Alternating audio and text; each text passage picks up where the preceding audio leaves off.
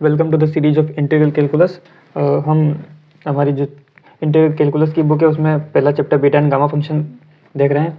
उसमें हम कुछ जो है टॉपिक्स देख चुके हैं। आज की वीडियो में हम बचे हुए कुछ इंपॉर्टेंट रिजल्ट्स है वो देखने वाले हैं। ठीक है, तो ये कुछ दो रिजल्ट्स हमारे सामने। इंटीग्रेशन 0 to इन्फाइनाइट e की power minus x sine b x की पावर एक्स की पावर n-1 dx की वैल्यू ये है, हमें प्रूव करनी है। तो इसे प्रूव करने के लिए सिंपली हम एक तो स्टैंडर्ड इंटीग्रल फॉर्मूला जो हम पिछली बार देख चुके हैं पिछली वीडियो में, और कॉम्प्लेक्स नंबर की मदद से इसे प्रूव करने वाले हैं। ठीक है ना। तो सबसे पहले मैं जो हमने स्टैंडर्ड इंटीग्रल फॉर्मूला देखा था क्या था, गामा एन अपॉन ए की power n 0 to infinite e की पावर माइनस ए एक्स की पावर n-1 dx, ये था। ठीक है ना। इसमें हम a की जगह जो है z पुट कर रहे हैं क्योंकि z हमें कॉम्प्लेक्स लेना है। कॉम्प्लेक्स नंबर की मदद से हम इसे प्रूव करने वाले हैं। तो मैं a की जगह z पुट कर देता हूँ। ठीक है ना।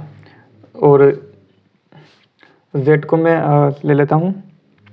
चलो अगली स्टेप में ले लेंगे, पहले z पुट करते हैं a की जगह। तो यहाँ मिलेगा n z की power n equal 0 to infinite e की पावर माइनस a की जगह z x और x की पावर n-1 dx। ठीक है ना।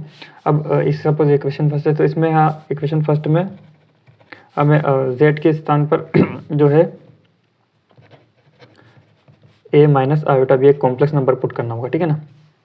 तो यहाँ अच्छा कॉम्प्लेक्स नंबर की कुछ थोड़ी सी प्रॉपर्टी यहाँ काम आएगी वो देख लेते हैं। अब कोई कॉम्प्लेक्स नंबर में z दिया हुआ है, ठीक है ना, जैसे कि x प्लस आयोटा y, तो हम इसका कॉन्जुगेट कैसे निकालते हैं, x माइनस आयोटा y। ठीक है ना। और इनके बीच में क्या रिलेशन होता है, कॉन्जुगेट और उसके जो मॉडुलस होता है उसके बीच में हम लिखते हैं z into Z bar equal square of modulus. ठीक है ना। ये प्रॉपर्टी हम यहाँ काम में लेने वाले हैं। तो और इसका मॉडुलस क्या होता है, root of x square plus y square. ठीक है ना।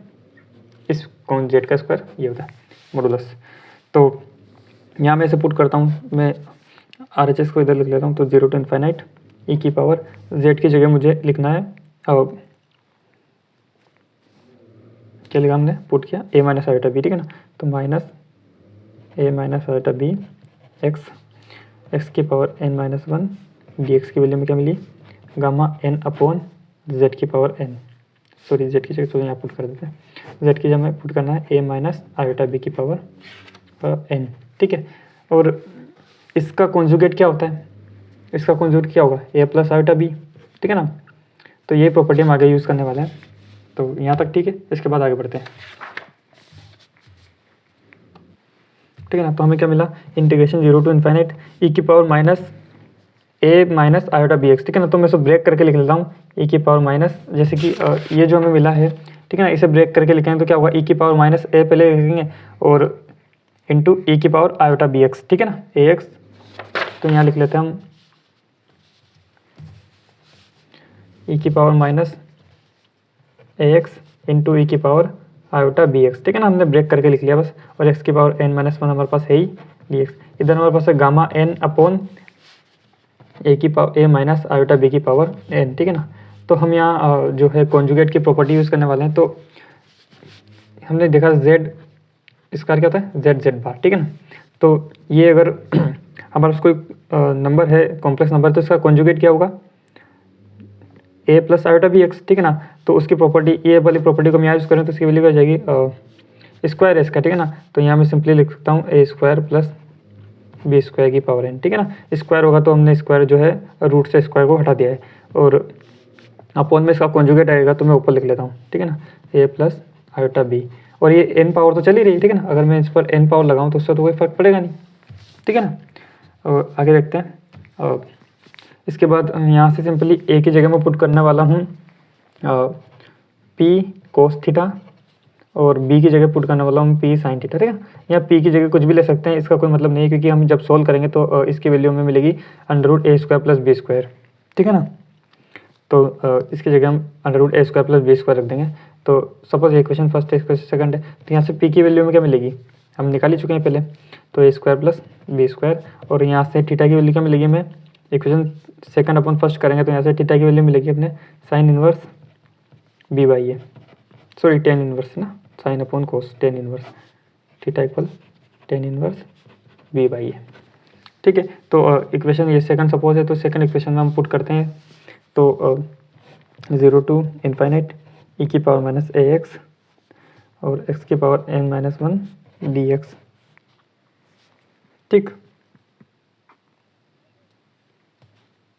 सॉरी कुछ एक्स की पावर आई बी एक्स को भूलिए ना, ई की पावर आईटा बी एक्स और डी एक्स। ओके, तो यहाँ में क्या मिलेगा, गामा एन, ठीक है ना, और ए की जगह यहाँ पी कोस थीटा और पी साइन थीटा पुट करेंगे तो सिंपली पी तो बाहर आ जाएगा, पी की पावर एन बार आ जाएगी, ठीक है ना, पी की पावर एन बार ले लेते हैं। तो यहाँ क्या बचेगा, ए की जगह कोस theta plus iota sine theta, ठीक, इसकी पावर एन तो चली रही है, अपॉन हमारे पास ए स्क्वायर प्लस बी स्क्वायर की पावर एन। ठीक है, यहाँ पी की पावर हम पी की वैल्यू हमारे पास है गामा एन, पी की वैल्यू हमारे पास है ए स्क्वायर बी स्क्वायर, तो ये क्या हो जाएगी ए स्क्वायर प्लस बी स्क्वायर, इसकी पावर 1/2 है हमारे पास तो n/2, और ये into cos theta plus iota sine theta की पावर n, अपॉन में हमारे पास है ए स्क्वायर प्लस बी स्क्वायर की पावर n। ओके, अब जो है नेक्स्ट स्टेप में जो है हमें सिंपली इसमें जो है आयोटा बी एक्स की पावर जो है कॉम्प्लेक्स नंबर में हम चलो एक प्रॉपर्टी को देख लें कॉम्प्लेक्स नंबर की। ई कॉम्प्लेक्स नंबर का हम एक्सपोनेंशियल फॉर्म जब देखते हैं तो उसमें क्या लिखते हैं, ई की पावर आयोटा टेर के लिखते हैं कोस theta plus iota sine theta, ठीक है ना। इस तरह से कॉम्प्लेक्स नंबर को हम जो है रिप्रेजेंट करते हैं एक्सपोनेंशियल फॉर्म में। तो ई की यहाँ थीटा की वैल्यू जो भी है वो यहाँ आती है, ठीक है ना।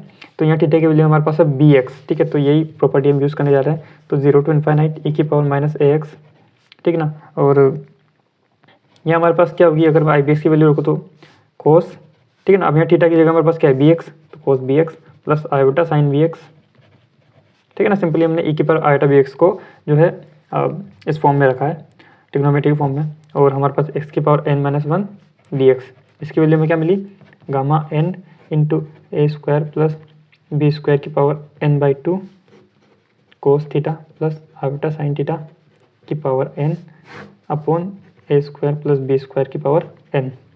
ओके, और चलो इसे भी सोल्व कर ही देते हैं, कोई बात नहीं। ये नीचे n/2 हो जाएगा, ठीक है ना, ऊपर n/2 है तो नीचे भी n/2 हो जाएगा और ये ऊपर से हट जाएगा। तो सिंपली यहाँ हमें एक तो इसका पार्ट मिलेगा इमेजनरी पार्ट, ये आयोटा वाला, और एक हमें रियल पार्ट मिलेगा जिसके साथ आयोटा नहीं होगा, ठीक है ना। तो जो पार्ट आयोटा से मल्टीप्लाई होगा वो हमें इमेजनरी मिलेगा, ठीक है ना। तो उसकी ये जो दोनों है हमारे पास LHS और RHS, इन दोनों की तुलना करेंगे हम, तो जो इमेजनरी पार्ट है उसे इमेजनरी पार्ट के इक्वल रखेंगे और जो हमारे पास रियल पार्ट है उसे रियल पार्ट के इक्वल रखेंगे, ठीक है ना। तो यहाँ से हम सोल्व कर लेते हैं। अच्छा, इसे सोल्व करने के लिए हमें एक जो है यहाँ एक, चलिए नेक्स्ट पेज पे देखते हैं। ये जो पावर होती है, ये कॉम्प्लेक्स नंबर में एक प्रॉपर्टी होती है जो हम देखते हैं कि जैसे कि पावर आयोटा थीटा को हम लिखते हैं कोस theta plus iota sine theta, ठीक है। अगर हमें कॉम्प्लेक्स नंबर की पावर कुछ दे रखी हो, सपोज इसकी पावर n दे रखी है और ये इस तरीके से हमें मिला है, तो इसे सोल्व करने के लिए हम एक डी माइवर प्रमेय होती है, ठीक है, डी माइवर थ्योरम का हम यूज़ करते हैं। उसके अनुसार हम लिखते हैं cos n theta plus iota sine n theta, ठीक है ना, where n belongs to Q, ठीक है ना, रेशनल नंबर। तो अब ये थ्योरम, ठीक है ना, ये द माइवर थ्योरम में हमें सिंपली यूज़ करना है इसे यहाँ जब हम कॉम्प्लेक्स नंबर पढ़ते हैं, तो इसे भी पढ़ते हैं हम, ठीक है ना। तो अभी तो हम इस रिजल्ट को यूज़ करते हैं। तो हमें इधर मिला था 0 to इन्फाइनाइट ई की पावर माइनस ए एक्स हमारे पास इधर है, और हमने लिखा cos b x plus iota sine b x और एक्स की power n minus one d x. इधर हमारे पास चल रहा है गामा एन, ठीक है ना। एक बार देख लेते हैं इसे, देखिए ये जो हमारे पास है इसकी ऊपर 1n/2 पावर है, ठीक है, और नीचे n है, तो यहाँ नीचे n/2 हो जाएगी और ऊपर से हम इसे हटा देते हैं, ठीक है। और तो यहाँ लिखेंगे हम ए स्क्वायर प्लस बी स्क्वायर की पावर n/2, और जो हमारे पास चल रहा है ये ऊपर, ठीक है ना, तो इसकी जगह हम ये लिख सकते हैं द माइवर प्रमेय से cos n theta plus iota sine n theta. Okay, और सिंपली अब हम जब इसे, चलो मैं एक बार सोल्व कर ही लेते हैं दोनों तरफ। अगर हम रियल और इमेजिनरी पार्ट की बात करें, पहले मैं रियल पार्ट की बात करता हूँ, ठीक है। तो रियल ऑफ, सपोज ये अगर आई है तो रियल आई की हम बात करते हैं, तो क्या होगा ई की power minus a x cos b x into x की power n minus one d x की वैल्यू हमारे पास होगी n cos n theta upon a square plus b square n by 2। ये सपोज इक्वेशन थर्ड है, ठीक है। अगर मैं इमेजनरी पार्ट करूँ, इमेजनरी आई की बात करूँ तो इसकी वैल्यू क्या होगी, ई की power minus a x, so limit finite है, और यहाँ आ जाएगा हमारे पास साइन बी एक्स आयोटा और एक्स की power n minus 1 d x. तो यहाँ में क्या मिलेगा, गामा एन और आयोटा साइन एन थीटा, ठीक है ना। तो आयोटा लगाने की कोई जरूरत नहीं, हम कंपेयर कर रहे हैं तो, ठीक है ना। ये इमेजनरी पार्ट है और इमेजनरी पार्ट की वैल्यू में क्या मिलेगी, gamma N upon a square plus b square की पावर एन बाई 2 और साइन एन थीटा, ठीक है, इक्वेशन 4। तो ये दो रिजल्ट जो हमें प्रूव करने थे, ठीक है ना। ये अगर सिस्टमेटिक हम लिखें तो 0 to इन्फाइनाइट ई की पावर माइनस ए एक्स, ठीक है ना। पहले ये लिख लेते हैं इमेजनरी वाला, तो साइन बी एक्स एक्स की power n minus 1 d x, इससे साइन एन थीटा, ओके। और थीटा की वैल्यू क्या है यहाँ पर, tan inverse b by a. और इसी तरीके से सेकंड वाला रिजल्ट भी प्रूव हमने कर लिया।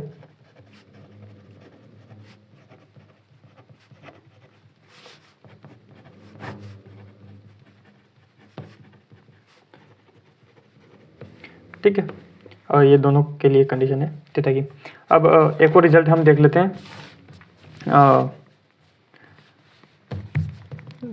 Prove that n in gamma n into gamma n 1 minus n, सही, gamma n into gamma 1 minus n, इसकी वैल्यू थी pi upon sine n pi, ठीक है ना।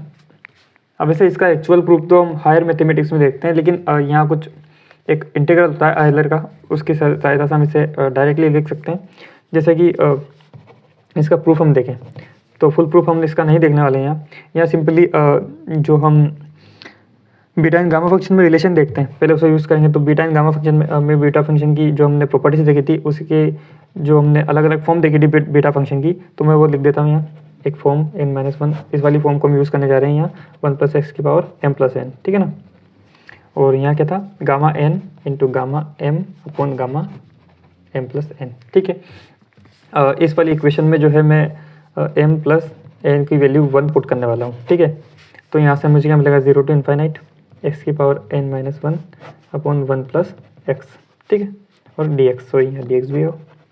और इधर मुझे मिलेगा गामा n इंटू, अब यहाँ m की वैल्यू यहाँ से लिखेंगे तो क्या होगा, 1 माइनस n अपॉन गामा 1 की वैल्यू 1 ही होगी, ठीक है ना, तो लिखने की कोई ज़रूरत नहीं है। अब इस वाले रिजल्ट को हम डायरेक्टली लिखते हैं पाई अपॉन साइन एन पाई, ठीक है ना। अब इसे प्रूव करने के लिए हमें सबसे पहले कॉम्प्लेक्स एनालिसिस में जाना होगा, जिसमें हम कोशिश रेसिड्यू थ्योरम होती है उसे पढ़ते हैं। उसकी मदद से हम एनालिटिक फंक्शन को पहले हमें पढ़ना पड़ेगा, फिर हमें कोशिश रेसिड्यू थ्योरम की सहायता से उसके जो है रेसिड्यू निकालना पड़ेगा इस फंक्शन का, है ना। कॉम्प्लेक्स नंबर में हम इसे जो कॉम्प्लेक्स एनालिसिस में पढ़ते हैं उसमें हम इसको जो है इस इंटीग्रल को आयलर का जो इंटीग्रल हम बोलते हैं उससे सोल्व करते हैं। तो इसके लिए हमें हायर मैथमेटिक्स में जाना पड़ेगा, ठीक है ना। फिर कोशिश रेसिड्यू थ्योरम जो हम पढ़ते हैं, जैसे कि उसकी मदद से हम रेसिड्यू निकालते हैं थ्योरम, और इसके लिए फिर हमें लोरेंट का एक्सपेंशन देखना पड़ेगा। तो ये काफ़ी लेंदी हो जाएगा, ठीक है ना, और मुझे भी समझ में थोड़ी प्रॉब्लम हुई थी। तो इसे बहुत बड़ा प्रूफ है इसका, अगर आप इसका प्रूफ देखना ही चाहते हैं तो हम साथ में देख सकते हैं इसका प्रूफ, ठीक है ना। अगर आपको इसका प्रूफ करना है तो हम साथ साथ कर सकते हैं, आप कमेंट बॉक्स में कमेंट कर देना, तो मैं कोशिश करूँगा इसका प्रूफ बताने की, ठीक है। तो हम इसे डायरेक्टली लिख सकते हैं, gamma n into gamma 1 minus n की वैल्यू होगी 0 to इन्फाइनाइट एक्स की power n minus 1 upon 1 plus x. तो इसकी वैल्यू तो हम पुट ही कर सकते हैं direct, pi upon sine n pi, ठीक है ना, जहाँ एक्स की वैल्यू होती है less than 1, greater than 0, less than 1। तो इसका प्रूफ तो हम देखने वाले हैं नहीं यहाँ, तो ऐसा ज़रूरत भी नहीं है हमें इसका प्रूफ देखने की, हमें कोई मतलब नहीं है। तो गामा फॉर्मूला का यूज़ हुआ है इसमें, इसलिए हम गामा एन बीटा फंक्शन में इसे भी पढ़ लेते हैं, ठीक है ना। तो ये थी हमारी gamma n formula, gamma n beta function की क्लास। इसके बाद जो हम इसके क्वेश्चन देखेंगे कुछ, ठीक है ना। फिर अगला चैप्टर हम देखेंगे integration under the sine of, sorry हाँ दोनों देखेंगे, integration under the sine of integration and differentiation under the sine of differentiation, ठीक है। तो मिलते हैं नेक्स्ट क्लास में, थैंक यू।